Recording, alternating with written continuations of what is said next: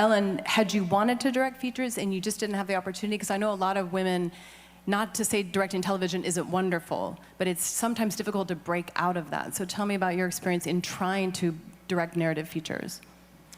Well, as we know, it's very difficult to make a film about a woman.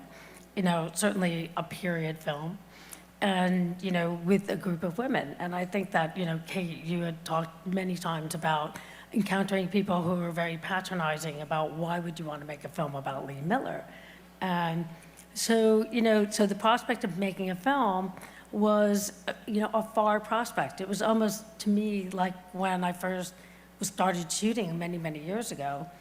I thought being in the ASC was something that was very far away.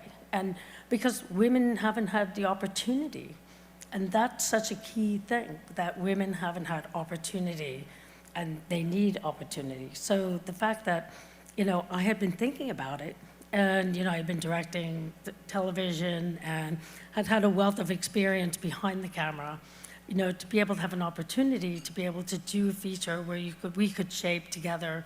We talked about the way that the script would be shaped. We talked about what we wanted to say with it, which was really important.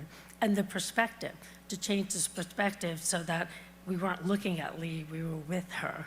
And very much, about a woman's perspective and as a sensibility.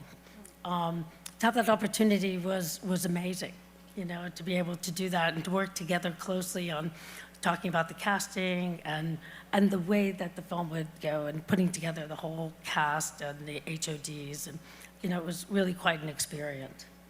It's wonderful. And for both of you or either of you, what are the palpable ways that you feel a production, whether for film or television, is made better by women either at the helm or represented equally among the cast and crew? I've heard a number of stories, just saying people say it's a better experience for them. And that comes from men as well. But I'm curious, Kate, having come up through the business first as an actor, what feels differently to you about having a woman behind the camera and represented on set in such an equitable way? I'm trying to think of something funny I can say. It doesn't have to be funny. But there must be something funny. I mean, quite honestly, women, I think, are great negotiators in a way that is graceful and steady and grounded. And I've often heard this phrase, if you want something done, ask a woman. If you want to get it done, ask a woman. And that sense of resilience, and I think Lee Miller, in a way, taught us that.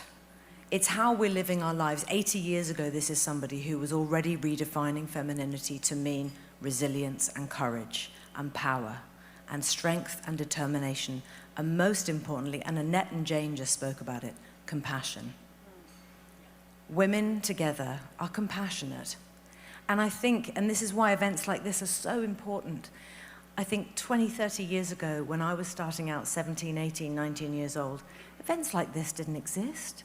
The idea of cheering on your friend, celebrating that person you want to be standing shoulder to shoulder with, and feeling proud of ourselves, girls, feeling proud of ourselves. We are allowed to do that.